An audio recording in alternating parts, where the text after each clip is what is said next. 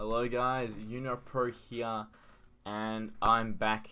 It's been a while since I've made a video, and it's basically because after I qualified for the World Championship in October, I basically just took a break from the game, about 2 months, maybe even a little bit more. Though I did come back at the end of last month to make sure I hit S rank. I didn't want to ruin my account by having a non-S ranked month. But yeah, so I apologize for that, but I wasn't really enjoying the game at the time. And now just taking a break with the new expansion, it's definitely got me more motivated, and hopefully can return to the quality and the consistency of making videos that I used to. So enough about that. Just going to show you the deck that I've been playing this season. I started playing a few days ago, so I've only been playing this deck nearly at S rank, and I'm just make sure to get there by the end of the month. And we'll quickly go over it. It is Alina, also known as Brian, Cassyva deck, which is very, very strong. I actually quite enjoy playing the deck because it does kind of feel almost like a control deck, which is something we've not really had in duels. So without further ado, we'll go to a quick tech. Nothing too crazy in here. Because of Punish, let me just move my webcam. I always forget about that. So it's a little cut off, but that's okay. Because Punish, basically, it means that you can play a lot less late game because you have really strong late game spell against decks that want to play big minions, and then you can really just focus on being really anti-aggro, which is pretty decent in the current meta. So that kind of explains most of the choices here. We got the 1 Obliterate, which is pretty standard, which I've been really liking. You kind of got to judge when you want to keep that in the matchup. Same thing with Ride of the Undervault, really powerful in long grinding matchups, but obviously terrible in aggro matchups. I really like this kind of decks where you have these couple 1 or 2 of where, since you've only got a few of them, you need to make that decision early if it's going to be good. You need to predict it. Apart from that, there's nothing too crazy in the deck list. A couple Spelljammers for draw has been pretty strong actually. Apart from that, it's all pretty standard. The 1 Demonic Law has been okay. Obviously, Punish is normally pretty better, but it still comes in handy every now and then. So, not going to talk about the deck for too long. We're just going to get in. I think I'm at rank 4 at the moment, so I apologise. Not being S rank at the moment, but yeah, I have only played for like 2 days of the expansion, and hopefully not going to make too many mistakes. Though obviously I have probably fallen off a little bit in my standard of play, just because I'm still adjusting to the new meta and all that kind of thing. But we'll see how we go. Oh, let me turn that follow off. That's from stream. How do I turn that off? Where is that? There we go. Did not notice that. Alright, we are in game. So let's go over our mulligan decisions. This isn't really great early game. It can be pretty good against Cassyva because I do play Abyssal Juggernauts. I'm not sure it's better than Sphere of Darkness because you really want to find a turn 1 play, and this will help us find it. So I'm going to do the double 4 drops. I think that's fine. Maybe you could argue this, but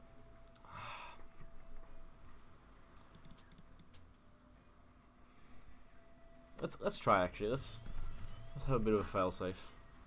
Now I draw the second one, I can't regret it, but that's okay. Just give him a good luck, have fun. Because I think Kalan is not that good in that matchup, and you can easily just lose if one of these things get out of control. Alright, so I think we start off with Sphere of Darkness. Unless we want to save it for next turn. Okay, so next turn we will probably be able to go 4 drop plus 1 drop.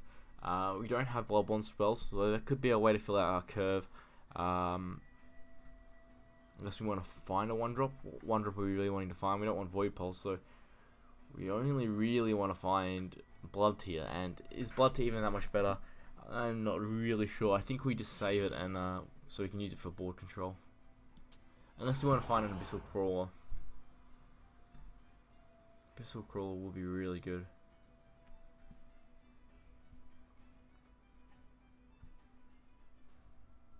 I'm actually going to do it. So obviously I should have done this first, but it's never going to change my play. And we're not going to use that one. Because I want to find an Abyssal Crawler.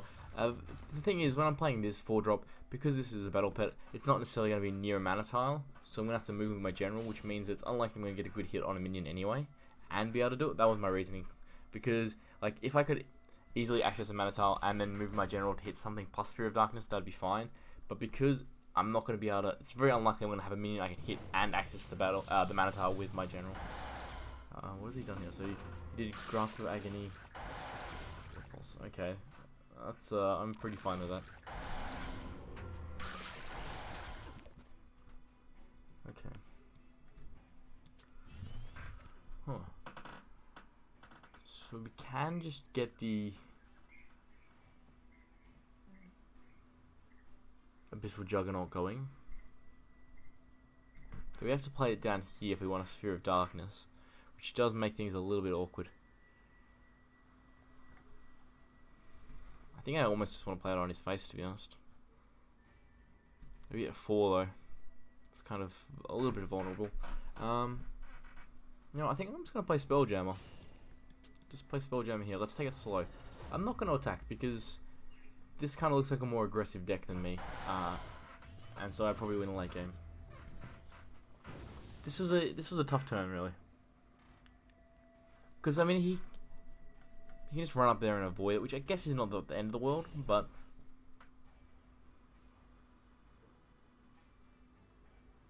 Okay.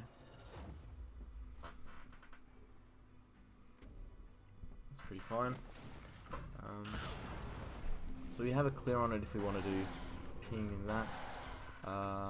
What are our options here?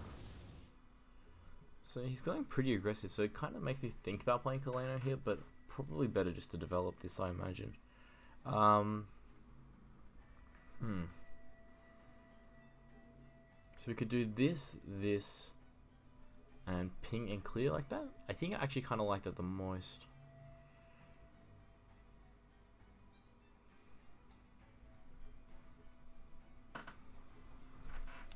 What else do we have? Like we could Kaleno do the same play, but that seems unnecessary. We could just move down here, execute, and then play this. I'm gonna call this execute probably. I think I kind of like my hand. I think I do like that. He's being aggressive, so I don't really need to be near him anyway. Well, I should correct order is to do this first.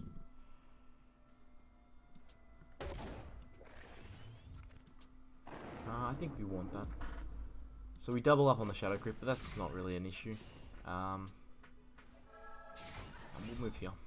So I want to move this. I'm happy. I feel like with the quality of my hand, which I'm pretty happy with, I can go late game, especially because he's been so aggressive. It makes me think his deck is more aggressively slanted than mine.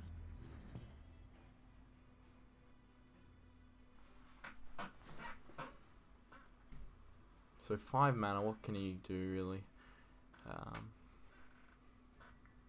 His best bet is probably like some kind of execute play and then a 2-drop, which we're fine with. Demonic Law, we don't really care too much about that, that's okay.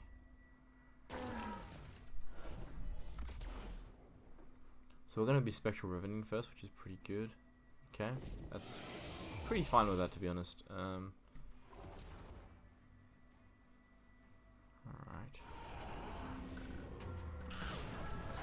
It's tiny a little bit annoying because now we can't go like this. Do we really need to spell here? Not really. What do we need to spell for? The only thing is like Spectral Revenant, but we'd rather punish that. Kaleno maybe, but we have like Revenant for that. Is there anything that we need to? Maybe like a Dilatus, but I'm not really expecting that. So I think we'll get rid of this. I mean, maybe you could argue that we're gonna have enough health with Kaleno. So let's Sphere of Darkness. Maybe I'm into Sphere of Darkness first, because I'm pretty much always doing that. I don't think there's a 6-drop that would change my play. Yeah, and then I could have done Rite of the Undervault. So maybe that was a bit of a mistake. Yeah, possibly a Slice so you can swing out there. Because obviously it's better to replace first and have maximum mana, but if what our replace is never stops us from Sphere of Darknessing, then we want a Sphere of Darkness first, and then we get to choose what our replace is. So it's kind of almost unintuitive replace order there. Because we don't have any 5-drops in the deck. I don't really think there would be anything that would change the play.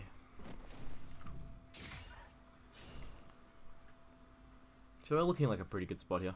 And he just doesn't have a lot of creep. So we have 10 damage. We're never playing Rite of the Undervault this game. It's just so slow. So do we execute? Or do we just play Spectral Revenant? I think we just play Spectral Revenant. But the idea of setting up a big Obliterate does appeal to me quite a lot. So yeah, I actually think I'm going to go for the Obliterate. So that's 3 mana there, and then we just play the 4 mana. I think that's pretty fine. Okay, so let's do that. Punish. I guess we just play this around him. Like, we're just trying to kill him now at this point. So we're just going to surround him. Can attack, we'll heal up our Kaleno. And it's hard to see how we lose from him. Alright, so pretty good first game. Good to get a win on the first game in a video back. Apologize for my chair, it's kind of squeaking a lot today. I mean, it's always been pretty bad, but hopefully it's not too loud. I mean, so we drew pretty well on this game. He missed turn 1 as well, so to be expected that we won. Yeah, he made some weird plays. Like, I think he used his void pulses and stuff too early. I mean, he didn't really run out of cards, but he just went so aggressive. I was kind of a bit confused about that. I mean, I shouldn't have played the 2-1 there. That's stupid, isn't it? It's not really a big thing.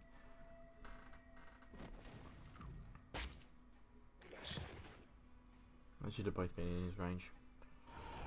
So we just have lethal however we want to do it. Well, I shadow enough Spectre Open, obviously. I don't think so. Anyway, pretty good win. Lucky to draw Obliterate when we needed it. Obliterate's just a really interesting card in this deck because it's an 8 mana card that's situational, but you kind of got to predict how the game is going to go because you want to be keeping it. Because if you replace it, like, odds are you never find it again, and it can be really powerful at times. So, like, around turn 4 or 5, you need to actually start considering it, even earlier sometimes, which is actually why I really like this deck.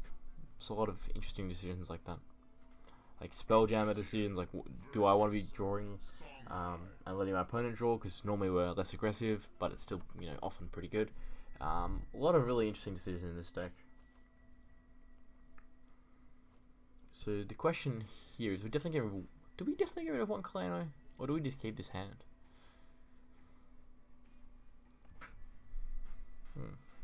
Maybe we keep it all. Maybe we get rid of this. I think I was gonna keep it all, actually. Like, against Songhai, I kind of feel like I want more interaction, just because killing their minions is probably the most important thing, but I think we have time, and I think, in general, this matchup will come down a lot to how many Kalenos I draw. Like, there's a pretty, what's the word I'm looking for? Pretty big correlation between the number of Kalenos you draw and win rate. Though, killing their minions is still more important, so it's hard to say. Maybe Blood Tear's not that good.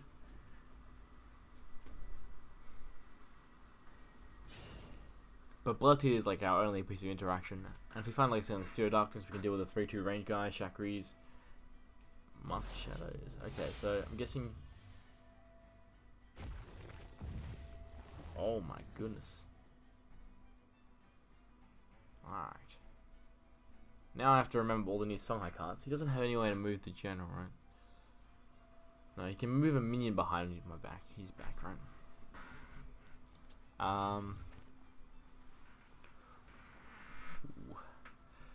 So he can move a so like he can basically kill whatever I play for free. Potentially. So do I ever just go Blood Tear and the little dude? It's a tough call. Am I worried about Silhouette Tracer? If I move up to them? Maybe. But I have Kaleno, so I feel like if he Silhouette Traces, I'm not worried about that. So I'm just going to do this. And I think that's pretty fine. Because we're not going to, like... Sure, we take a lot of damage. We take, what, like 8 damage. But we just Kaleno, trade everything in. And he's got Mask Shadow, so he gets really far behind on development. At the moment, I just want to focus on value still. Okay, so Silhouette Tracer, that's completely fine. I mean, maybe the body is a little bit annoying, but I think we can deal with that. So I guess we don't... Well, if we leave this alive, this starts to get pretty big, so let's get rid of this. Okay. We still Kaleno on here? Yeah, I think we want to get the Kaleno going. So let's do this. We don't need to use that one. Protect our backs for sure. Maybe we should draw a card. Yeah, we might as well use our mana while we can. So I mean, maybe we're worried about Jux. Like maybe this is risky, but he still needs another Mask of Shadows. Do we attack here? We basically trade 2 health for 1, but I don't know if that's something we even want to be doing right now. His deck seems like it's going to be very low value, so I think we just want to survive.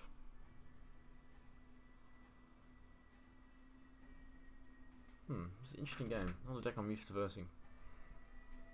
Not a deck I've really versed at all, to be honest.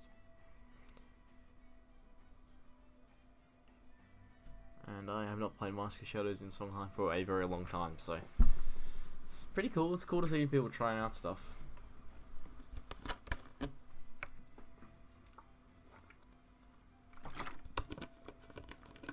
It's cool to see people trying to use the new Songhai cards because they're pretty underwhelming when I had a look at them.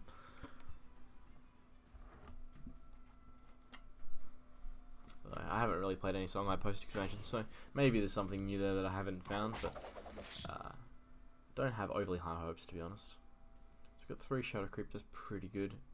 Twin Strike, okay, I'm pretty fine with that. So would he the question is, well, if he doesn't Phoenix hit Fire here, we need to question, does he have Bear Seal? Would he have Bear Seal the Kaleno? I think the answer is probably yes.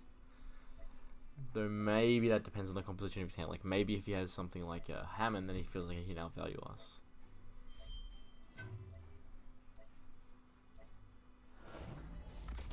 That's pretty fine.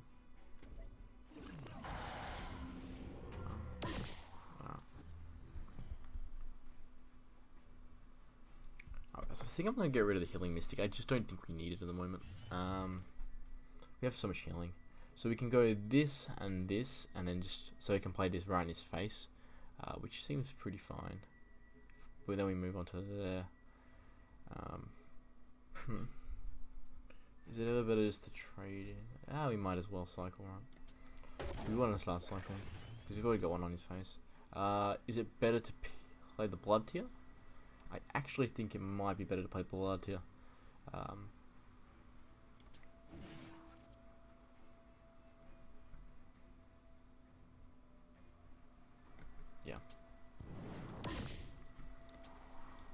So this is where we save the ping, so we can make sure that grows maximum. We can save we don't need to move the Kaleno and have it right in his face, which is always nice.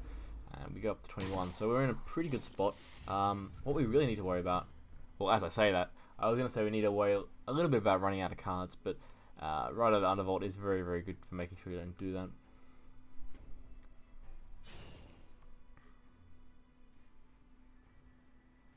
Mask Shadow, yeah, I do not think of that one. That's obviously just a big mistake, and it's partly just not being used to playing against it, and then just partly being dumb, I guess, whatever you want to call it. So we can clear it, we can play Kaleno, save this in hand, we'll empty our hand, and then look to play this soonish. That was kind of dumb though. That's for sure.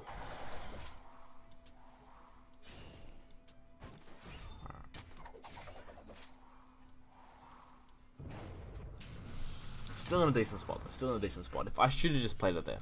That's all the difference I needed to do. Obliterate's a decent draw.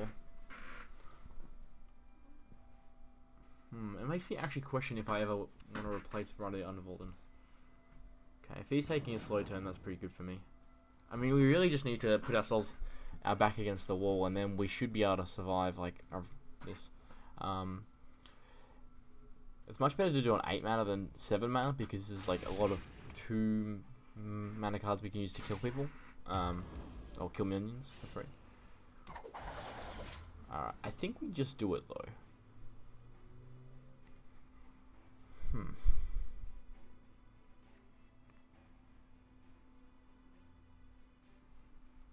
Do we need to?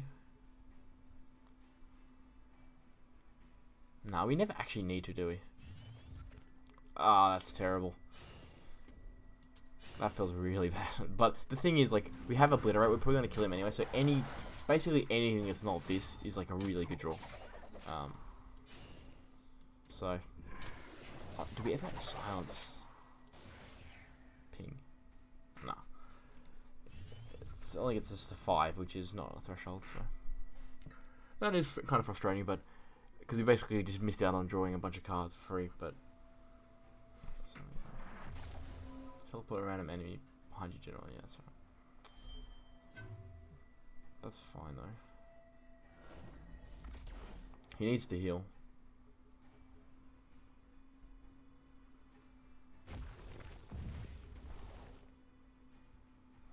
Okay, that's fine.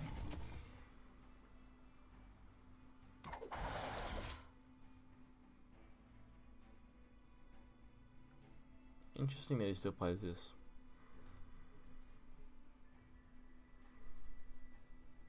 Like, it's a lot worse than Phoenix Fire. I mean, obviously he's running both, but still.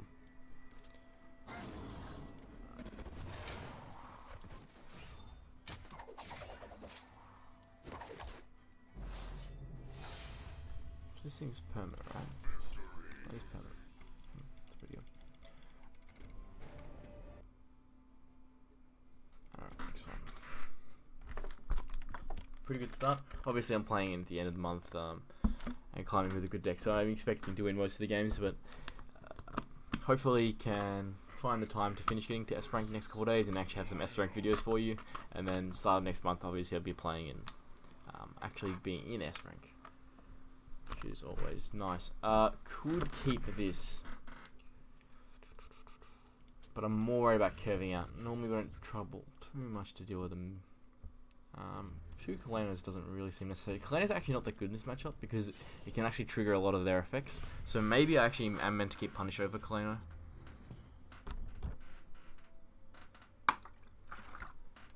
It's a really tough decision actually. But I mean it's still good because like Liner can always just be aggressive. Even Zoran can just get a good start. And Kalenos is so powerful.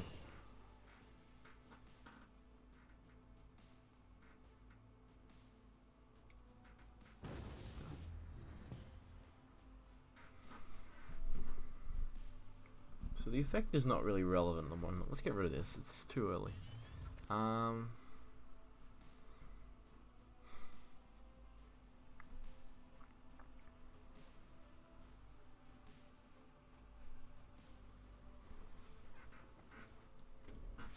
Let's not be greedy here. Like he can kill it, but we don't really care about that, don't we? Because he can't use his thing anyway. Let's just play our stuff.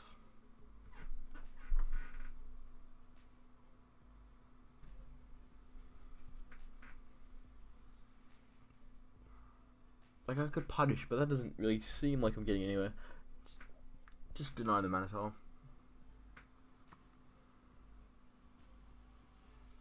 Like normally we win against Zoran by going really grindy anyway, so we just need to survive.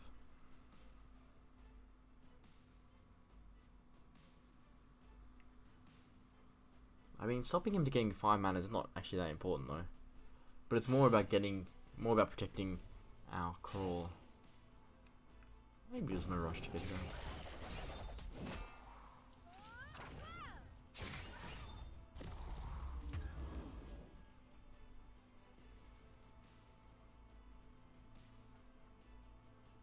Score. Okay. That's pretty fine. So to recycle, well, there's no 3 drops we're playing, right? So I think we're always doing this. Or are we always replacing? Well, there's probably worse cards still. Oh. Alright. Gonna play with my health a bit.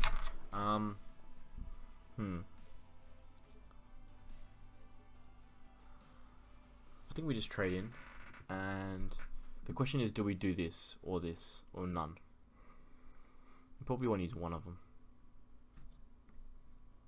Let's use this one. So the next time we have like this plus this. Oh, Obliterate is actually quite a nice draw. Yeah, so I feel fine using my health as a bit of a resource here. No one really plays dancing points, man. Yeah, we're not gonna like play around. That's just stupid. Okay. And anyway, we run away in that case, so it's fine. Obliterate's really nice though. We just like set up for a big obliterate, and then kind of just win.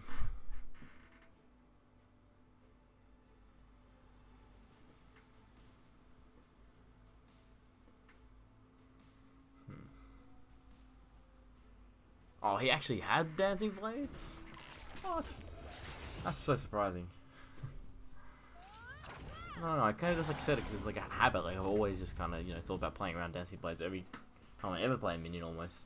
Okay, wait a sec, excuse me.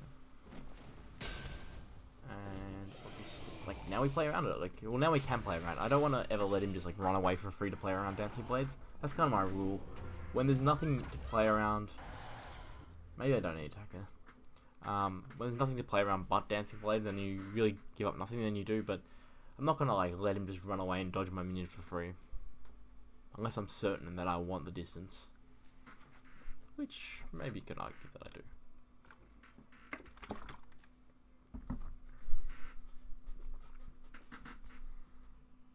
I'm definitely gonna have to use a different chair next time I record a video. It's really annoying me. Because normally I like sit back in my chair and it doesn't really annoy me, but when you're sitting forward and making a video, it gets very annoying very quickly. So hopefully he doesn't have like something that's really threatening, like a must kill. That's what we kind of have to be worried about.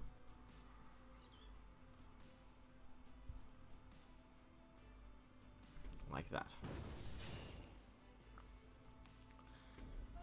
Look. Like, do we ever dispel here? I feel like I wanted to dispel. Did that not give me the creep? Oh, it did. Oh, I gave it on him. Okay. I was going to dispel. We just need to not die, I think.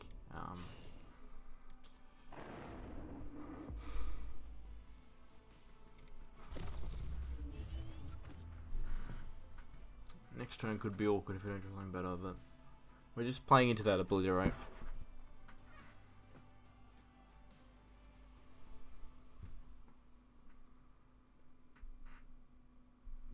Oh, that sucks. So bad. Oh no, we're in some trouble now. That's probably going to be game. It's hard to imagine us winning now.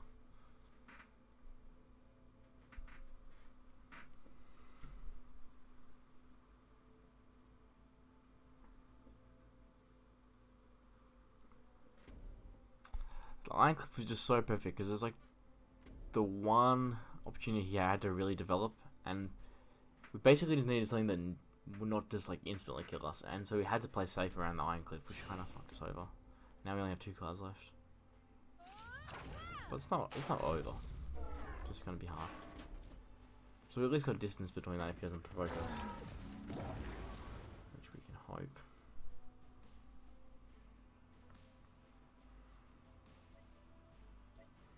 Okay, it's okay. So we have to replace the 1 mana card. Simply just doesn't do enough.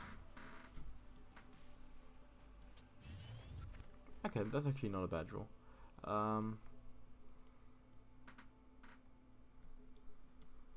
We do this, he's just gonna heal it up anyway. Alright, I can live with that, Alright, we're in for a chance still, Just because we got the distance. Double Void Pulse is not a great draw though. I mean, it'll keep us alive and start chipping away, but we got to expect him to have healing. And we still need to actually get the Shadow Creep, because they're getting outvalued pretty hard at the moment. So we get 4 AoE.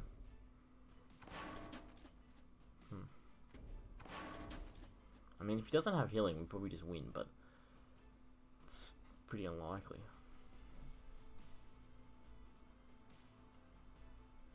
We just want Spelljammer to live. Spelljammer lives, I think we can be okay. Immolation. That's probably game. I don't think we ever beat that. Oh, well, we do clear. No, we don't clear. We don't have 9 mana. Okay, that's a good draw. It's a really good draw.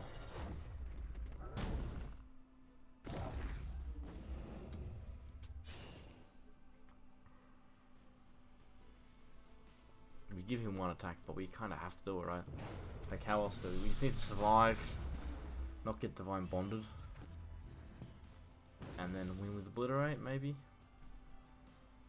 I don't know. The fact that we even have a chance is pretty insane. Like, Spectral Revenant was a pretty amazing draw there, but it's still not looking good, to be honest. I mean, we could have just obliterated, but I think this is better. Probably should have put more thought into it, to be honest. I mean, he only has 3 cards. He needs to have something. He needs to have something that affects the board in, like, healing or kill Spectral Revenant without taking damage. Which, with 5 cards, should be doable. So I'm not expecting a lot. But it's possible if he just has, like, minions. He's only 2 damage off lethal as well, because he has the heal. It's hard to imagine a hand that he can have that we win with. That we don't die or get healed on, but...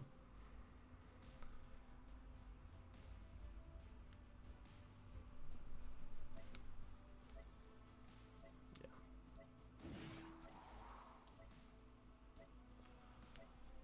And maybe he stays close to us and he takes the 4, he goes to 7, or we...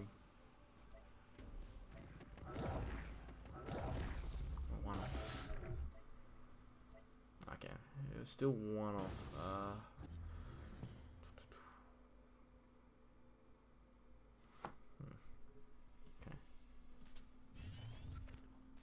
Okay. Alright. So we obliterate. Ping.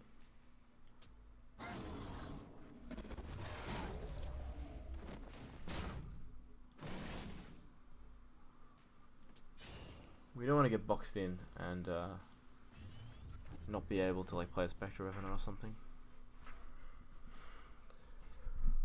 Oh, still in for a chance actually. Like, he didn't have the damage last turn. It's pretty hard for him to do 5 face damage. We might actually win this, which would be pretty insane. Cassyva always surprises me how many games he can win just by like turtling up heaps. He's running away from me? Oh, I like that.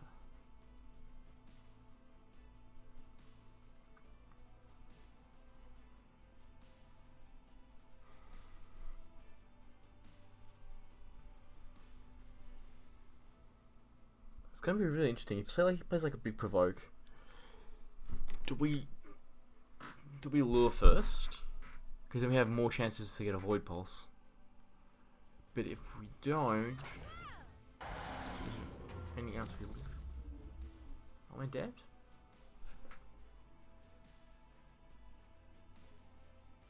Three, okay. And then we.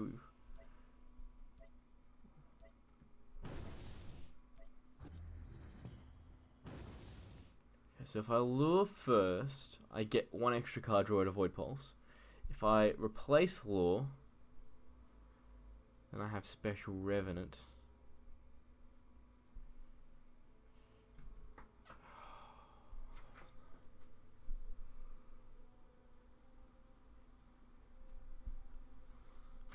I don't know, guys. I don't know. I think I just go for the Void Pulse. We lure first then.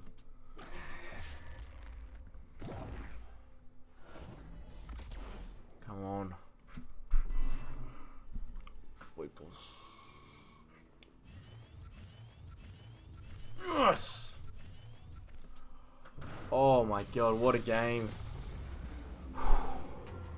I definitely think that was the right order, but oh my god. That was such a hard game. I did not expect to win that one at all. Whew. Awesome. Alright, that's about 35 minutes. It's been really fun. I'm super glad to be back. It was actually a lot of fun recording the video. And so, yeah, if you want to see more, subscribe. It should be back to former glory, hopefully. And obviously going to start playing some more decks and hopefully showing you guys a wider range of decks than just Cassyva. Yeah, that's basically it for now. See you later, guys.